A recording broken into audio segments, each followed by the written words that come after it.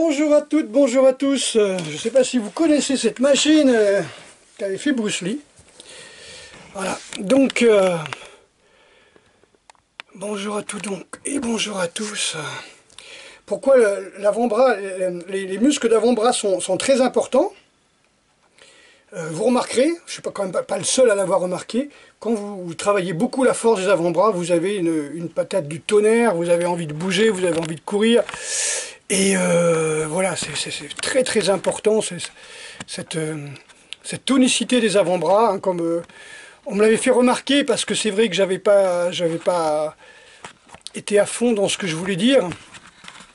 Mais c'est vrai que en fin de compte, les bébés, dès qu'ils naissent, ils commencent à saisir. Si vous le mettez les doigts comme ça, hop, ils vous chopent et vous pouvez le soulever. Ça peut se voir dès la naissance. Mais bon, j'avais dit au bout de quelques mois, mais c'est pas grave. Pourquoi je vous écris maintenant? Ben, d'abord pour vous remercier de vos commentaires. Franchement, voilà quoi. C'est vrai que j'ai quand même éliminé et bloqué quelques crétins qui passaient leur temps à venir vomir sur ma page, sur mes commentaires. Mais il y en avait un sur 100 ou 200 personnes, hein, c'est pas grave. Hein. C'est un petit peu comme les squonks, vous savez, les putois. Il faut qu'ils marquent avec leur cul, il faut qu'ils marquent leur odeur quelque part pour montrer qu'ils sont passés. C'est lamentable. Mais bon, on s'en fout. Il y a beaucoup plus important, beaucoup plus important. Il faut s'occuper de nous. Il faut s'occuper de notre santé. Il faut s'occuper de notre morale, surtout. Il y a beaucoup de gens qui me disent qu'ils n'ont pas le moral. Je reçois des lettres, des courriers, des mails, des MP, Facebook, Messenger, compagnie, qui me disent, en fin de compte, les gens, ils en ont marre, quoi, ils sont suicidaires et tout, mais c'est bête, mais on dirait que c'est fait exprès, quoi, c'est-à-dire que pour avoir le moral, il faut que vous preniez le soleil, pour monter votre niveau d'immunité, il faut que vous marchiez, il faut que vous puissiez faire des grandes respirations, enfin... Je sais pas quoi, et on vous bloque, on vous frustre, et comme je vous l'ai dit hier dans la vidéo, en médecine chinoise, on vous explique que quand vous êtes frustré et en colère, le qi s'inverse, et reflue vers le poumon, et vous avez des crises d'angoisse, vous avez mal au cœur, vous sentez que ça vous oppresse, et un stagiaire m'a écrit que son frère est parti... à l'hôpital hier, en crise d'angoisse, et il s'est dit ça y est, j'ai le Covid, et moi je lui dis t'en fais pas, ils vont lui filer un relaxant, ils lui dire tu rentres chez toi, et c'est ce qui s'est passé. Il me dit bah oui, voilà, mon frère est revenu ce matin et tout, j'ai envie de lui foutre mon pied au cul. N'écoutez pas ces putains de journaux télévisés, ouh là là là là, c'est nul de chez nul quoi. Voilà, donc... essayez de gérer votre angoisse. J'ai fait des stages beaucoup sur la gestion du stress. Je vais peut-être en refaire début mai. Vous savez, quand on sortira tous prendre le printemps, prendre à la fin de la... Comment on peut dire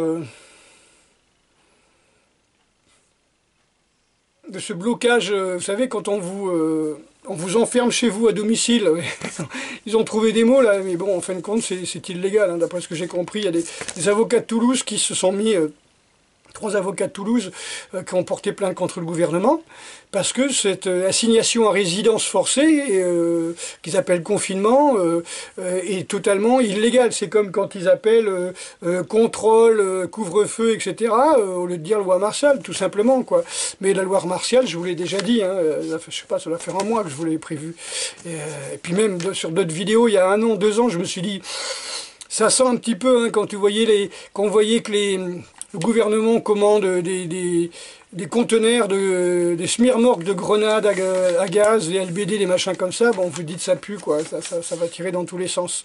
Alors ils se chient dessus. Moi je pense qu'il y a 2 solutions, hein. C'est que ils vont vous faire confiner jusqu'à temps que vous promettiez que vous ne feriez pas de manifestation, du genre vous pouvez sortir, mais attention, hein. Il faut la carte, il faut pas un coup de tampon, et puis surtout tu manifestes pas. Donc ça peut durer 1 an, hein. Ou bien il veut passer pour un sauveur, et puis il va vous libérer avec des vaccinations. Ils vont peut-être vous refourguer les anciens H1N1, là, grippe aviaire, là, qu'ils n'ont pas pu vous fourguer, là, avec c'est Bachelot, je crois, un truc comme ça. Enfin. Donc je vais refaire des stages, quoi, je vous dis, je pense début mai, voilà. On travaillera des exercices de gestion du stress, parce que là, c'est imbitable, c'est imbitable. Comment faire?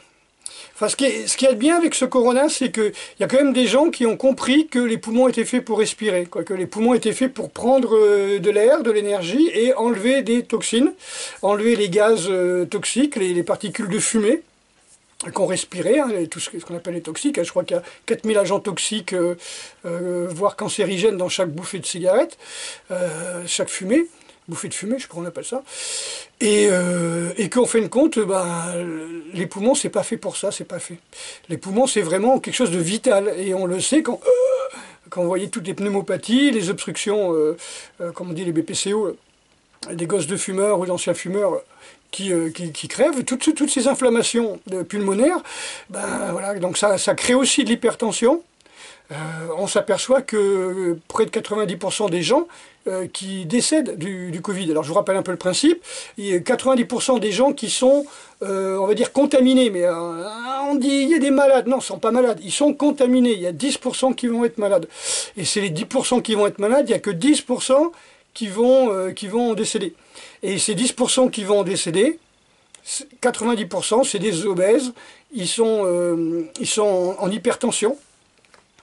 Et souvent, ils ont déjà des pneumopathies, des cancers, ce qu'on appelle des facteurs de comorbidité, ça veut dire qu'ils sont déjà très malades.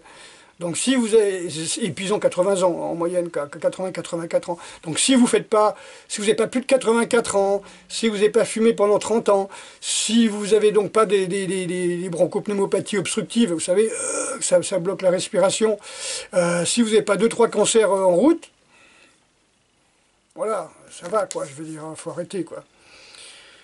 Vous n'avez rien à craindre, je dirais. Après, on va me dire, il y a des exceptions. Il y a des exceptions, il y a des gens qui meurent, et on va dire, entre guillemets, à l'autopsie ou à l'analyse, on s'aperçoit qu'ils ont un Covid, parce qu'il y en a 19 quand même, hein, parce que si on parle de Covid-19, c'est qu'il y en a 20, pardon. Il y a Covid, Covid-1, Covid-2, voilà, ça fait 20. Il y a 20 Covid différents, plus les grippes. Tous les SRAS qu'on connaît, qui font des millions de morts, hein, je crois que c'est 6 millions de morts par an, hein, on est loin de ça, hein, on est loin du Covid-19, et dont on ne parle pas, hein, tous les ans.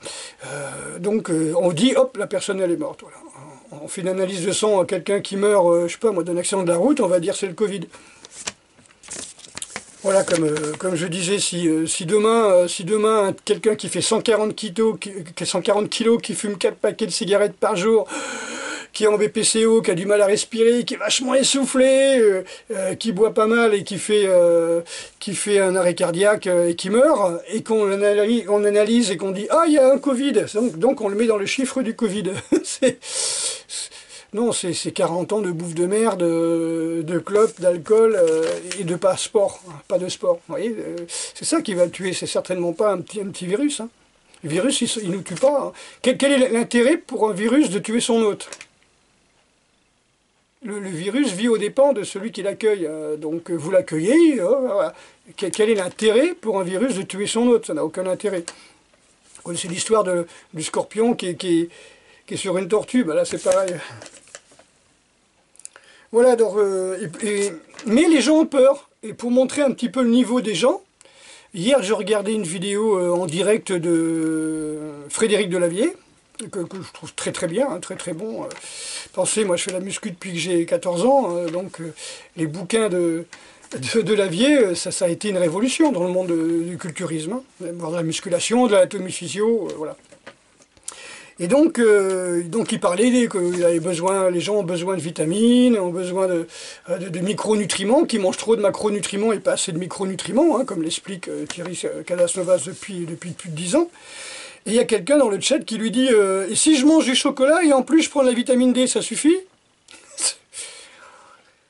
C'est même pas une blague. C'est-à-dire que le mec il prend l'huile de foie de morue et du Nutella, et puis il dit c'est bon, j'ai ce qu'il faut, quoi. Bonjour le foie, quand même. Bonjour le bonhomme, quoi, je veux dire. S'il se nourrit au Nutella, mais vous savez qu'il y a des ados qui se nourrissent qu'au kebab, aux frites, aux chips, au McDo et tout ça, qui font de l'ostéoporose, ou qui font du scorbut, c'est-à-dire manque de vitamine C. Et le scorbut, on en meurt au bout, je crois que c'est 2 mois, 2 mois et demi. Mais bon, avant, on a les gencives qui saignent, on a les organes qui pissent le sang quand même. Hein. Voilà, je trouve ça un peu bizarre en 2020 qu'il y a encore des gens qui... je vais regarder un livre sur l'ostéopathie, là, où l'inventeur de l'ostéopathie disait c'est aux parents à donner un maximum d'informations en anatomie, physiologie à leurs enfants, pour qu'ils évitent le plus possible les médecins, parce que les médecins, enfin l'hôpital, c'est l'enfer, quoi. C'est l'enfer.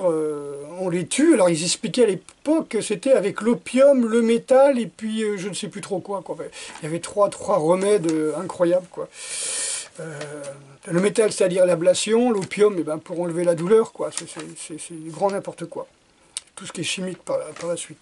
Voilà, donc j'avais rien de spécial à vous dire, si ce n'est que il a quand même fallu qu'il y ait le corona pour que les gens s'aperçoivent que ne faut pas faire n'importe quoi de notre santé, parce que le jour où il y a un virus qui arrive, le virus il tue les plus faibles.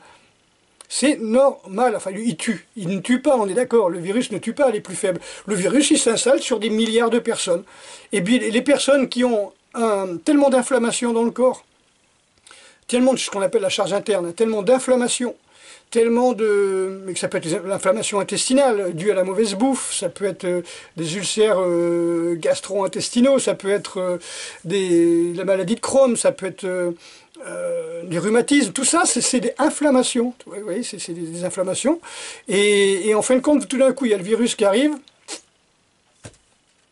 Alors vous voyez, si vous balance des tests, pardon, si vous balance des tests qui sont basés sur les PCR, d'après ce que j'ai compris, c'est-à-dire les protéines justement qui sont présentes quand il y a des inflammations,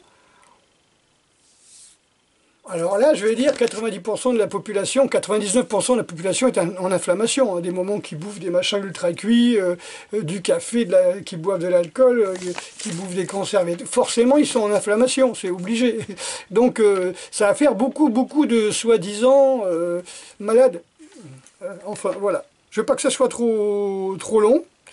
Voilà, donc je regarde si j'ai marqué quelque chose. Non, gros bisous à toutes et à tous, soignez-vous, gardez le moral, coupez la télévision, sortez votre vieux VHS, lecteur VHS, et puis allez chercher à la cave des vidéos de trucs comiques, je sais pas moi, la série des caméras café, de Danny Boone, enfin des trucs qui nous faisaient rire à l'époque. C'était avant le Jamel Tour, hein, tout ça. Et où il y avait des gags assez sains, et puis mariez-vous même avec le Jamel Tour si vous voulez, hein, sortez des vieux trucs, et puis rigolez, et puis pour les gens de mon âge, du Fernandel, du Fernand Reynaud, voilà, des films de l'époque, hein, même en noir et blanc et tout ça, il y avait des trucs vraiment marrants, c'était relativement sain, quoi, je veux dire, bon, les gens fumaient dans les films, mais il n'y avait pas toute cette grossièreté, il n'y avait pas toutes ces bagarres, toute cette musique, bam, bam, bam, bam, c'est hyper stressant. On dirait que c'est fait exprès pour nous enflammer. D'accord? Alors, gardez le moral, rigolez, ouvrez, évitez de regarder la télévision, surtout ce soir à 20 h, montez sur votre balcon, tapez dans vos gamelles pendant le discours. Bon, il paraît qu'en Allemagne, ça commence à sortir dans les rues, hein. Les gens commencent à en avoir plein le cul, mais c'est un petit peu normal, hein. Donc, encore une fois, pour supporter une société malade, il faut être déjà malade soi-même. Pour supporter d'être assigné à résidence forcée, il faut être déjà un chat de gouttière, pas de gouttière justement, un chat castré d'appartement, hein, un animal domestique. Bon, si on est en 2020, si la plupart des Français sont devenus des animaux domestiques, nourris en boîte, avec des saloperies en boîte, qui mangent plus de légumes bio, des choses. Parce que c'est bon, on dit légumes bio, non, faut pas dire légumes bio, non, faut dire sur les autres qui ne sont pas bio, faut marquer saloperie aspergée, vous voyez, du genre banane aspergée au machin conne là, je sais pas quoi, au chloricone, je sais pas quoi. La chloricone, poireau aspergé au DDT, alors on va dire, le DDT c'est interdit depuis 50 ans, ouais, mais on en trouve chez les enfants qui ont 2 ans, 3 ans, donc dans le sang des enfants qui ont 2 ou 3 ans du DDT, donc, et dans les cheveux, donc quelque part, il y en a encore. Voilà, donc on ne devrait pas dire bio, on devrait dire aliment normal et sain, créé par la nature pour faire des hommes et des femmes saines, hein, des gens en bonne santé, et toutes les merdes, le reste, balancées, aspergées de produits chimiques et à base d'OGM et de saloperies, qui vont nourrir surtout les présidents des labos, des lobbies pharmaceutiques. Vous voyez, c'est eux qui vont se faire du fric. Comme on dit, 80% de ce qu'on en mange nourrit le médecin. Vous voyez, maintenant, actuellement. Moi j'aime bien le proverbe qui dit une pomme par jour éloigne le médecin. Et quelqu'un avait rajouté oui, mais il faut bien viser. Hein. Allez, grosse bise à toutes et à tous. Mangez bio, mangez frais, mangez peu, mais mangez bien. Voyez. Et encore une fois, si vous mangez une fois par jour, c'est-à-dire après 16 heures, voire 18 heures de jeûne, c'est encore mieux. Hein, vous jeûnez toute la nuit, plus allez, vous mangez vers 14, 15 heures, 16 heures. Et là, il vous reste entre 6 et 8 heures pour manger. Voilà, ça suffit. Et vous mangez vos 1 ou 2 repas là, mangez bien, quoi, mangez sain, quoi, le plus sain possible, le plus cru possible, le plus frais possible. Et vous aurez des surprises avec la douche froide, avec un peu d'activité tous les jours et tous les 2 jours un petit cardio, d'accord? Allez, bisous.